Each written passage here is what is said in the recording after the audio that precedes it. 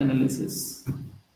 इसमें क्या होता है किसी अपने को इस तरीके से ये वाला लूँ या कोई और लूँ, इसका कोई एग्जांपल होगा ना जिसको इसने सॉल्व किया होगा उसी को एक्सप्लेन कर देते हैं। ये है, ये वही तो नहीं है। ये इम्पोर्टेंट है क्या रे? हाँ, ठीक है। इसके पहले वाला भी इम्पोर्टेंट था, कैंडिडेट जनरेशन आइटम सेट का। वो तो मुझे लगता है कि वो आने के बहुत ही ज्यादा क्या था चांसेस। वो कैंडिडेट? T2 में ये फ्रीक्वेंट पैटर्न वाला आया था कि अप्रोरी आया था? दोनों में से कोई नहीं आया था। दोनों में से कोई नहीं आया था ना, तो फिर हाईली पहला चांसेस क्वेश्चन ये क्या भी था? होंगे। कैंडिडेट। कैंडिडेट जनरेशन, वो frequent item set find out करने का, अच्छा अच्छा, वही था क्या? ये वाला जो हाँ, अपन बट एक वो दो। मेरे को बहुत ही कंफ्यूजिंग लगा थोड़ा सा। तो खुद से सॉल्व करेगी ना तो हो जाएगा। बस याद मैं रखना टू से बताऊँ क्या? जितने भी मिनिमम, यहाँ पे मिनिमम सपोर्ट दिया हुआ है, दैट मीन्स थ्री। तो थ्री से जितने भी नीचे वाले होंगे सबको मैं हटा दूंगा और कॉम्बिनेशन बनाऊंगा और सबसे ऊपर वाले से चेक करूंगा इस वाले से। ठीक है एक बार सॉल्व करके देखना, पूरा कंफ्यूजन क्लियर हो भाई, जाएगा। मेरे को वो मैंने थ्योरी भी तो सॉल्व पढ़नी भी है, किया मैंने था। आज कुछ भी नहीं पढ़ा है। कोई नहीं, फिर कल कुछ मत लिखना फिर। जो लिटरली सब मुझे जितना रितु ने समझाया ना, बस उतना ही। उसके बाद मैंने अब भी हाथ लगाया है। अरे तो कोई नहीं। तो चुप रहे। अरे कोई नहीं, क्या बोलते हैं, जितना भी अपने मन से रहा सब झाड़ देने का उधर में, जितना भाई, भी आया। डेटा साइंस पूछो, बिग डेटा पूछो, नेचर ऑफ डेटा पूछो, पॉपुलेशन सैंपल पूछो, लिख दूंगी। तो जो भी है, फिलहाल अभी ये देख ले कि जितने भी यार, न्यूमेरिकल्स है उसको कर ले। मुझे नहीं पढ़ना। ऐसा लग रहा है मैं क्या पढ़ूं और क्या नहीं। यूनिट वन और यूनिट टू पढ़ लेना। यूनिट वन और यूनिट टू तो इजी है। यूनिट फाइव तो तूने पढ़ा ही, वो भी easy है। हाँ, तो यूनिट वन, यूनिट टू और यूनिट फाइव पढ़ ले मेरे हिसाब से। Unit unit one, one unit unit two two हो गया। और यूनिट फाइव वो कर ले। और जितने भी प्रॉब्लम्स है वो कर ले, क्योंकि अब इससे ज्यादा अगर तू सोचेगी करने का तो फिर मुश्किल है। यूनिट थ्री को देख लेना, डेटा प्री प्रोसेसिंग वगैरह क्या मुझे होता है बता, समझ लेना। एल्गोरिदम कौन से आएंगे? एल्गोरिदम आने के चांसेस यूनिट थ्री में न्यू, यूनिट फोर में न्यू बेस के हैं। हम्म। और के मीन्स, खरी के है ना, के मीन्स तो यूनिट फाइव में है। के मीन्स के नहीं आएंगे क्या? के मीन्स क्या है ना, क्यों नहीं है कि वो यूनिट फाइव का है, लेकिन के मीन्स का एल्गोरिदम पता नहीं, मेरे को लगता है नहीं है, लेकिन मेरे को बहुत ज्यादा चांसेस लग रहे हैं कि डीबी स्कैन आने के। एल्गो की numerical? Algo plus numerical. Numerical solve कर लूंगी। Very good. खैर अभी आगे चलते हैं, इसको देख लें फट से। इसमें अपने को ऐसा ट्रांजैक्शन आईडी दिया हुआ रहता है, मतलब ये जो भी है अपना आइटम सेट, डेटा सेट वो दिया रहता है। और अपने को मिनिमम सपोर्ट दिया रहता है तीन, जो कि दिया है। यहाँ पे दिया नहीं है, इसमें लिया है क्योंकि एक्सप्लेन कर रहा है। ऐसे एग्जांपल में अपने को दिया रहता है। बेसिक तौर पे वही है, अपने को जितने भी एलिमेंट्स हैं उसको यहाँ पे लिखना पड़ता है। एक मिनट, ये दिखिएगा नहीं, हाँ अब ठीक है। जितने भी एलिमेंट है उसको यहाँ पे लेना पड़ता है और फिर उसके फ्रीक्वेंसी को यहाँ पे लिखना पड़ता है, मतलब क्यों कितने कितने एलिमेंट है, ए है, बी है क्या। तो देखते चलना, जितने भी उन सबको यहाँ पे आइटम्स लिखने हैं। और जितने भी क्या बोलते हैं उसका फ्रीक्वेंसी है, मतलब ए कितने बार आया, एक बार, तो उसकी फ्रीक्वेंसी है। फिर सी, सी कितने बार आया, इसमें आएगा सी नहीं है, इसमें आएगा नहीं, इसमें वन, और ये टू, तो टू बार, दो बार। सिमिलर वे में ऐसे आगे है। ठीक है। तो पहले अपन इसमें क्या निकालते हैं, वही फ्रीक्वेंसी निकालते हैं, जैसे एप्रियोरी एल्गोरिथम में था वैसे इसमें भी फ्रीक्वेंसी निकालते हैं। एंड बेसिकली ये फ्रीक्वेंसी निकालने के बाद मिनिमम सपोर्ट क्या था अपना, तीन। मिनिमम सपोर्ट था ना तीन, यहाँ पे दिया हुआ था मिनिमम सपोर्ट तीन। तो उस मिनिमम सपोर्ट तीन से जितने भी होगा उसको हटा दो, और जितने भी बड़े हैं तीन से, जितने भी छोटे थे उसको हटा दो, जितने भी बचे हैं फिर उसको यहाँ पे लिख लो। हम्म। लिख लिया। हम्म। देन बेसिकली फिर जितने भी एलिमेंट्स थे मिनिमम सपोर्ट से उसको नीचे हटाना था। तो यहाँ पे n जो था, वो n का जो फ्रीक्वेंसी था कितना था, टू। और अपना मिनिमम सपोर्ट क्या था, थ्री। तो इस आइटम सेट में से n को हटा दिया। सी, के ई एम ओ आई बचा।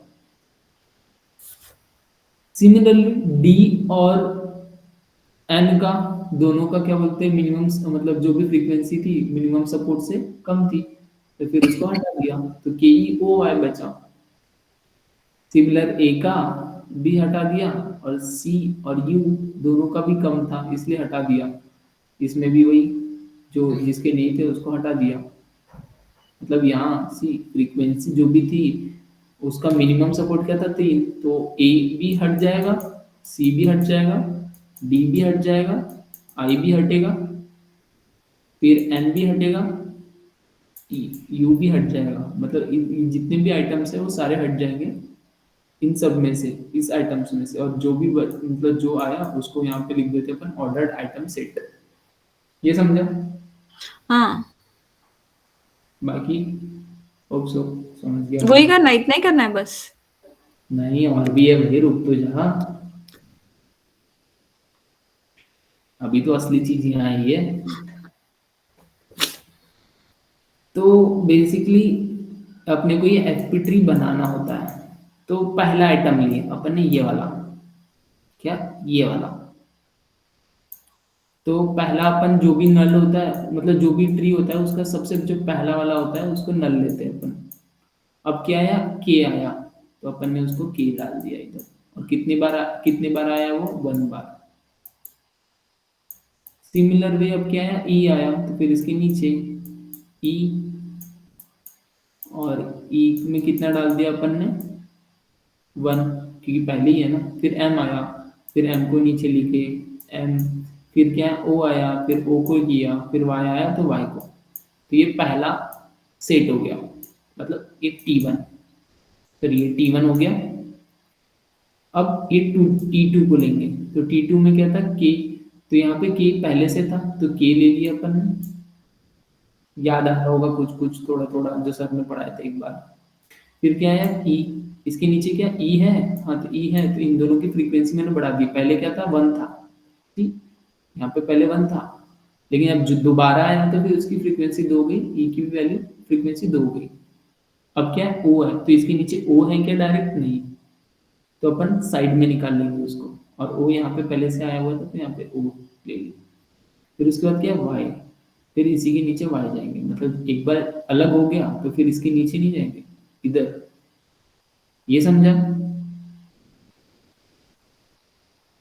समझ गया होगा, समझदार बच्चे हो।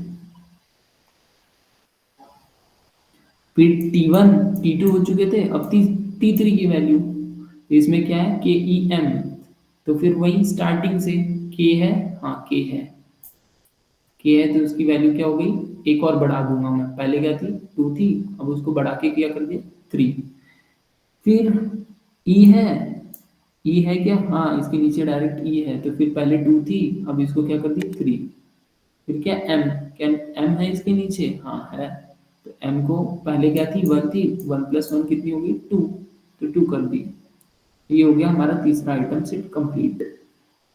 ठीक है, अब क्या आएगा, ये वाला T4। अब T4 को देखेंगे, तो T4 को देखा, तो फिर T4 में के बाद में क्या है, पहला K है, तो पहली बार में आए देखे K है क्या, हाँ K है, तो फिर क्या होगा, इसका पहले 3 था, 3 + 1 क्या हो गया 4, फ्रीक्वेंसी 4 हो गई।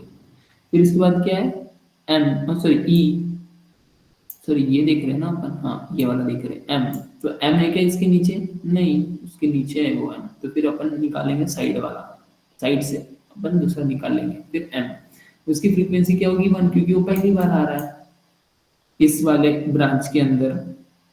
फिर क्या है वाई, वाई इसके नीचे है क्या, नहीं तो वाई, तो फिर वाई इधर। फिर अब T5 की बारी, तो इस T5 में देखेंगे पहला के है क्या, हाँ के है, तो यहाँ पे 5 हो जाएगा इसका। फिर इसके नीचे क्या है, ई है क्या, हाँ ई है, तो फिर इसका जो पहले था 3 + 1 क्या हो गया 4, तो 4 हो गया। फिर आया ओ, तो इसके बाद क्या ओ है क्या, ओ इस इधर है क्या, नहीं, फिर जो सी यहाँ वाले इसमें ये पहले वाला है, तो इसमें ओ है क्या, नहीं, इधर है क्या ओ, हाँ है, तो ओ, तो 1 + 1 कितना हो गया 2, तो वही 2 हो गया। फिर ये खत्म हो गया, तो ये अपना हो गया एफपी ट्री। इतना भी बनाया तो हाफ मार्क्स के मतलब जितना भी हाफ जितना भी होगा 5 है तो फिर 2.5 तो मिलेगा ही इतना बनाने का भी। अब इसके अच्छा और सुन। सब अलग अलग बनाने हैं ना? हाँ अलग अलग बनाने हैं। हम्म, मेरे को भी ऐसा डाउट है कि अलग अलग बनाने हैं क्या नहीं, लेकिन अलग अलग ही बनाने होंगे दिखाने के लिए। हाँ ये एक ही है। हाँ तू एक काम कर सकता, मतलब ऐसा जरूरी नहीं है कि बार बार बनाना हो, लेकिन अपन बार बार वहां पे अगर जो बार बार बनाना रहा तो ऐसे एक पता नहीं है मेरे को कि हाँ एक ही इसमें हो जाएगा या फिर बार बार बनाना पड़ेगा।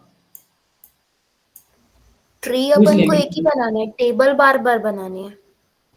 टेबल बार बार बनाना क्यों है, क्योंकि ये तो एक ही बार बनाना है ना। हाँ नहीं, इसमें एक बार बनाना है लेकिन एप्रियोरी एल्गोरिदम में बार बार टेबल बनाना हाँ रहेगा। एप्रियोरी इसमें एल्गोरिदम ट्री एक में ही बार बार बार बनाना बनाना ही पड़ेगा, क्योंकि अपन वहां पे कंबाइन कर रहे हैं। है। यहाँ पे यहाँ पे अपन टेबल भी एक बार रहेगा और ये डायग्राम भी एक ही बार रहेगा। हाँ बस ये फ्रीक्वेंसी का ध्यान रखना कि हर बार पेंसिल से पहले करना, इसको इंक्रीज हाँ करते जाना हर एक से एक जब भी ये आ रहे होंगे इस हिसाब से। हाँ एक बात बता दूं कि अगर जो यहाँ पे एम ओ पी होता, कोई आइटम सेट होता T6 जिसमें वो एम ओ पी होता, तो पहली बार में एम है क्या, नहीं तो फिर मैं कहता यहाँ डायरेक्ट ऐसा कुछ बनाता। तो जरूरी नहीं है कि वो हमेशा के से स्टार्ट हो या फिर जो भी पहला एलिमेंट है उसी से स्टार्ट हो, वो डायरेक्ट भी हो सकता है। ये प्रायोरी नहीं है तो ये कौन सा है? ये एफपी ग्रोथ एल्गोरिदम है। एप्रियोरी से पहले वाला था जो मैं बता रहा था। तो बेसिकली ये अपन ने सॉल्व किए। फिर इसके बाद क्या होता है कि मेन काम, इफ एफपी ग्रोथ पे अपने को कंडीशनल पैटर्न बेसिस ढूंढने पड़ते हैं। Conditional pattern basis. अब इसको कैसे काम करते हैं कि सबसे अपन पहले इसी एल्गोरिदम में जो अपना ये था, इस ट्री के उल्टे वाले एलिमेंट्स, मतलब बेसिकली कोई भी एलिमेंट ले सकते हैं, लेकिन अब जनरली अपन नीचे से ऊपर तक जाते हैं। तो नीचे क्या था, वाई ओ एम ई के, वाई ओ एम ई के। अपने कोई भी ऑर्डर में ले सकते हैं, ऐसा जरूरी नहीं है, लेकिन अब फॉर अवर कन्वीनियंस अपन उल्टा लेते हैं, बिकॉज एक एक एलिमेंट अपन यहाँ पे देखते हुए चलते हैं। तो वाई ओ एम ई के। तो बेसिकली अब इसका भी काम आएगा और इसका भी काम आएगा। तो यहाँ पे कौन सा ट्री एक बन रहा था, के ई एम ओ वाई। तो वाई को नहीं लेते अपन, ओ तक के है और फिर यहाँ पे 1, और कोई वाई तक के 1 तक जा रहा है क्या, ये वाला, राइट, सॉरी ये वाला। तो अब ये कौन सा वाला, के ई ओ वाई, ये एक है। तो के ई ओ वाई को नहीं लेते, वाई की वैल्यू लेते हैं। यहाँ पे वाई की वैल्यू क्या है, 1, तो यहाँ 1। फिर और क्या है, ये वाला एक वाई है, तो के एम वाई। तो के एम और यहाँ पे वाई की फ्रीक्वेंसी क्या है, 1, तो यहाँ पे 1 ले लेते हैं अपन। ये समझा। इस वाई के लिए यहाँ पे वाई था इसलिए अपन ने उसकी सिर्फ फ्रीक्वेंसी ली, है ना। भाई एक बार रिपीट कर दे। यहाँ पे कितने, ये y है, ये y o m e के कैसे लिखे वो पता, अपन नीचे से ऊपर गए बेसिकली।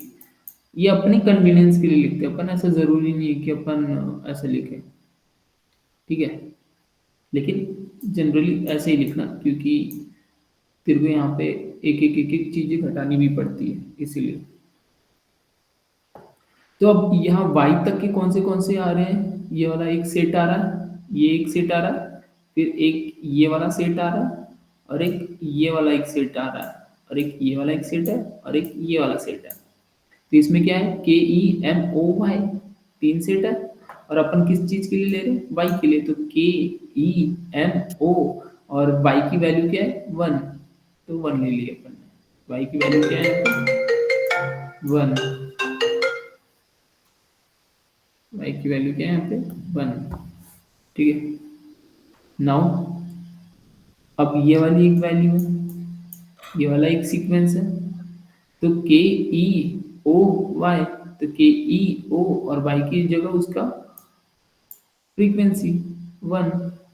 फिर एक एम वाई और फ्रीक्वेंसी 1, तो यहाँ 1। ये समझा? ये वाई की है, इसलिए अपने उसकी फ्रीक्वेंसी लिखी हुई है, क्योंकि अपने को समझ पैटर्न गया। बेसिस निकालने हैं। सी अपन एक लेवल ऊपर आ गए, दैट मीन्स अब ये y आएगा क्या उसमें? y वाले टर्म्स एक भी नहीं आएंगे। मेरा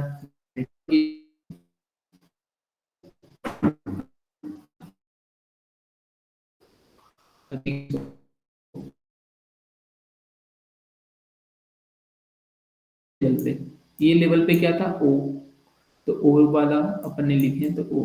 अब ओ के लिए तो कौन से आ रहे हैं? एक ये एक आ रहा है पाथ, ये वाला एक पाथ आ रहा है, और एक ये वाला एक पाथ आ रहा है। और कोई पाथ आ रहा है क्या? नहीं आ रहा है, क्योंकि ओ के सिर्फ दो ही है। तो अब यहाँ पे क्या है? के ई एम ओ, तो के ई एम लेंगे और ओ की फ्रीक्वेंसी, तो के ई एम और ओ की फ्रीक्वेंसी क्या है? 1। अब क्या है? के ई ओ, के ई और इसकी फ्रीक्वेंसी क्या है? 2, तो यहाँ पे 2। सिमिलरली अब इसके ऊपर वाले लेवल पे गए, क्योंकि क्या है यहाँ पे अपना m, तो m तक के क्या आ रहा है? दो चीज आ रही है, ये दो है यहाँ पे, m के दो है, तो ठीक है। तो के ई एम, एम की तो लिखना नहीं है, तो फिर के ई और यहाँ पे 2 इसकी फ्रीक्वेंसी। फिर इस वाले की के ई, सॉरी के बाद डायरेक्ट एम है, सी के बाद डायरेक्ट एम है, वो इधर से नहीं गया है, मैं हटा देता हूँ। हाँ, के बाद डायरेक्ट एम आया है, के बाद डायरेक्ट एम आया, तो के और एम को तो लिखना है, उसकी फ्रीक्वेंसी लिखनी है, तो के और उसकी फ्रीक्वेंसी क्या है? एम, मतलब 1, तो 1। फिर के मतलब ई की, ई तक की सिर्फ एक ही बात है ना? भाई ई तक की सिर्फ एक बात है, ये एक ही बात है, और कोई नोड है क्या? नहीं। तो फिर यहाँ तक के कितना है? एक बात है, तो के से ई तक के जा रहा है, तो मतलब के और यहाँ पे 4, फ्रीक्वेंसी क्या है? 4, तो के 4। अब के ऊपर कोई है क्या? नहीं, तो फिर अपन उसको ब्लैंक छोड़ देते हैं। तो ये था अपना फ्रीक्वेंट कंडीशनल पैटर्न बेसिस। अब इससे अपन चीजें निकालते हैं, that is smaller frequent FP trees बनाने का काम होता है इससे। मतलब यहाँ पे अपन ने निकाले कंडीशनल पैटर्न बेसिस, और इसी से अब स्मॉलर मतलब कंडीशनल फ्रीक्वेंट पैटर्न ट्रीज और बिल्ट, मतलब इसी से और एक ट्री बनता है। तो बेसिकली वही देखते हैं अपन। इसमें क्या है? आओ आओ, इसमें ठीक है, ओके।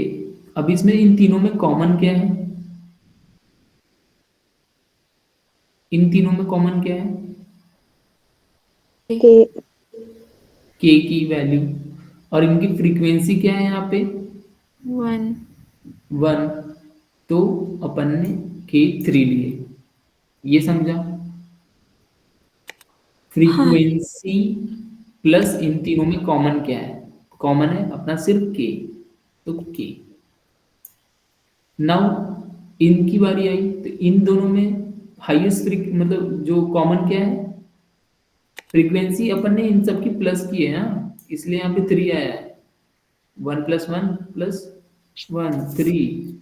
सिमिलरली यहाँ पे कॉमन क्या है? के ई है इसमें, और इसमें के ई एम है, तो इन दोनों में कॉमन क्या है? के ई और के ई, और फ्रीक्वेंसी दोनों को प्लस कर दो, तो 3।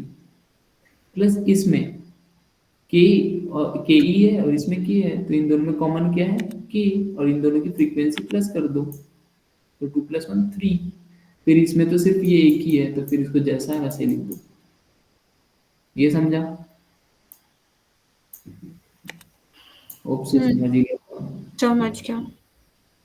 तो बेसिकली वही चीज अपन ने नीचे लिखी है।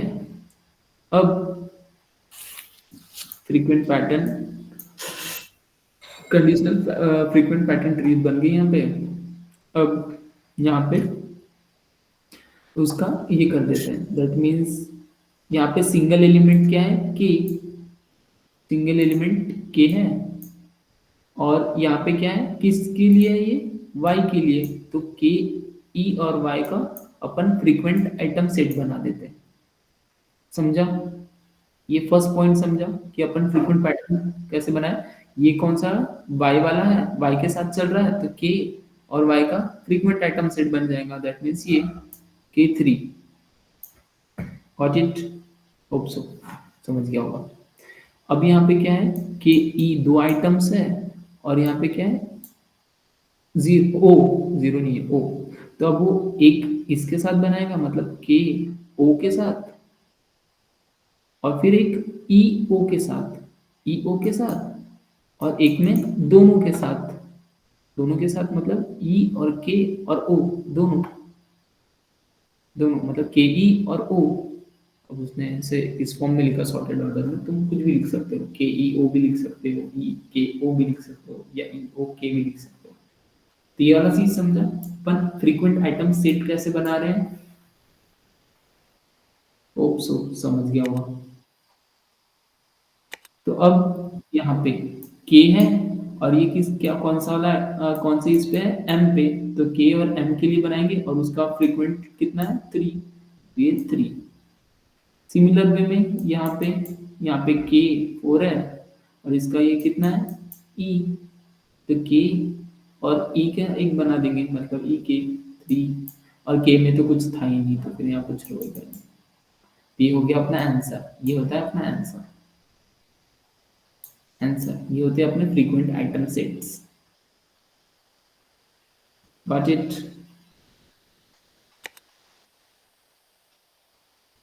इसको एक बार प्रैक्टिस कर लेना ना, तो फिर आया तो फिर कंफ्यूजन बहुत होता है। बट ये इजी था।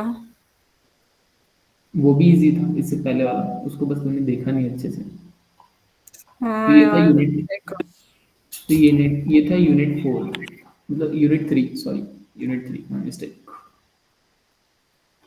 अब यूनिट 4 में क्या है वो भी देख लेते हैं।